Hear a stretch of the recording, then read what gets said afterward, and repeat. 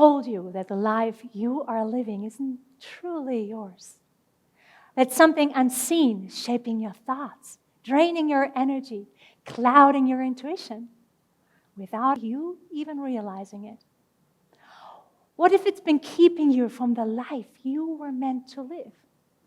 And what if you could start breaking free today? Well, for me, life has always felt like an expedition, a journey to understand what holds us back, because I've seen it in myself and in others. We have so much potential, yet somehow we keep getting stuck. So I started searching, not just for what unlocks human potential, but for what blocks human potential. Why don't we feel fully in control of our lives? What is getting in the way? And through that journey, one truth became clear. Reclaiming our personal sovereignty isn't just about mindset. It's about clearing what keeps us from stepping into our full power. And that's what I want to explore with you today. Why? Well, I've been there. I know what it feels like to wake up heavy, to go through the motions, to stay stuck in the same story over and over again. And when things don't feel right, we tell ourselves it's just the way it is. We accept it, and we just assume we are stuck because of our past, our responsibilities, our circumstances. But what if there's more to it? What if something deeper, something we don't see, is influencing how we think, how we feel, and how we experience life? Something most of us never even consider. And I'm talking about toxins. And not just the mental clutter, but actual physical toxins. Toxins we unknowingly absorb every single day, from the air we breathe, the water we drink, and the food that we eat. And here's the thing. They don't just stay in our bodies. They interfere with our energy, our clarity, and our ability to trust ourselves. I didn't see that at first. But looking back, I can see how conditioning and toxicity held me back from truly living. How would I have known? No one teaches us to think this way, to question, to break free. So we just go along. We accept life as it is instead of reaching for what's possible. Then my son was born. Everything shifted. There was this tiny little human with his big round eyes and his soft, chubby cheeks. That baby smell. He stole my heart in an instant. The love that I felt, it was indescribable. And I knew I had to do it right. I just couldn't fail. But what did right even mean? It was one evening, and I was pacing the bedroom, up and down, and rocking my little pumpkin to sleep. I could tell that he was struggling. He was struggling to settle after a long and exciting day. Something shifted that night, because my mind started racing. Questions, doubts. Am I doing this right? What would others do? What would they think? Suddenly, this hit me, because I realized I wasn't just carrying my own thoughts. I was carrying everyone else's expectations. Society had its rules. Doctors had their research. Experts had their theories. Family and neighbors, they all had an opinion. It felt like everyone else knew what was best. And somewhere in the middle of it all, where was I? What did I believe? There were like two forces inside me that were colliding. There was this weight of expectation and the quiet whisper of my own truth. I was holding it all together, but in the process, I lost myself. There was this small voice inside me, the one we all have, the one you have. It was barely a whisper, drowned out by the noise around me, pulled in different directions. It was overwhelming. Could I trust it? Could I really trust it? When actually everything went against everything I'd been taught, there was this doubt. There was this weight of responsibility. It was heavy. On the outside, I looked in control, but on the inside, I was lost. I was torn between the mother I thought I should be and the mother I truly was. Who here has felt that? A moment when your own voice, the one that knows what's right, was buried under the weight of other people's expectations. And that's exactly why I want to talk about sovereignty. Because at its core, sovereignty is about reclaiming that voice. At first, sovereignty was just a word I barely noticed. But suddenly, it was everywhere. I just couldn't ignore it. So I started digging, started reading, researching, trying to understand what it really meant. I had always thought about freedom, especially as a digital nomad. Financial freedom, personal freedom. But sovereignty? That was different. It was deeper. Because sovereignty isn't just about being free. It's about knowing deep inside how to live that freedom. It's about self-trust, about owning your choices, about standing firm in who you are. And here's the thing. Sovereignty isn't something we earn. It's something we're born with. But how many of us really know that? So, if sovereignty is our natural state, why do we feel so unfree? Why is it so hard to trust our own intuition? What is really blocking us?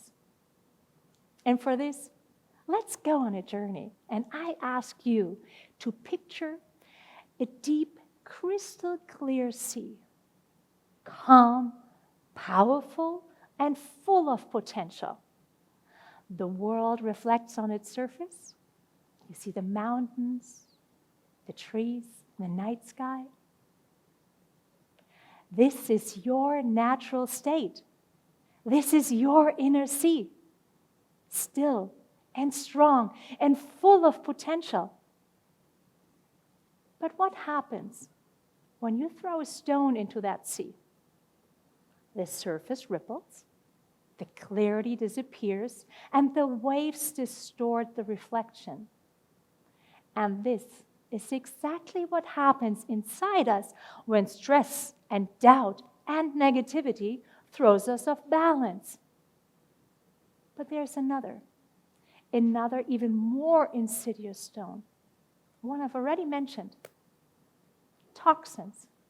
These invisible saboteurs cloud our intuition, drain our energy, and keep us from our potential. And this isn't just an idea. Science confirms it. A study published in the Environmental Health Perspective reveals that heavy metals like lead and cadmium impact our brain function, silently clouding our thinking, draining our energy, and disrupting emotional balance, keeping us stuck. And that's when it hit me. This wasn't just science. It was me. And I still remember it vividly. I was watching a 3-hour documentary on toxins, how they silently enter our lives, how deeply we're exposed to them without even realizing it, and why modern medicine treats symptoms instead of addressing the root cause. First, I was just listening, taking in all the information. But then something clicked. I started to connect the dots, not just in theory, but in my own life. Because I knew what it felt like to have mental fog, to feel disconnected from my vision and from my own intuition. And for the first time, I saw the bigger picture. It wasn't just about mindset. It was also about clearing what was blocking me physically, mentally, and energetically. And that's when I realized if sovereignty means navigating life with confidence and freedom, then the first step is to clear what's in the way. Because we cannot step into our power when we are weighted down by toxins, by conditioning, by everything that pulls us away from ourselves. Our body is like a fertile ground. What you nourish flourishes. But if it's burdened or depleted, nothing flourishes. And it is the same with us. So here's what I want you to know. Every small, intentional step you take clears your inner sea, bringing back the clarity, the calmness, and the power. Just imagine having more energy, a clear mind, and a deep sense of ease. And therefore, I want you to picture yourself fully in control, moving through life with confidence. It's not about perfection. It is about progress, just one step at a time. And right now, I want to share 3 steps with you to support, to clear your inner sea, and that you can reclaim your sovereignty. Number 1, purify your body, because your body knows how to heal, but it needs the right environment. The toxins from food, water, and the environment, they build up over time. So we need to clear what does not belong. Start small. Just drink clean water.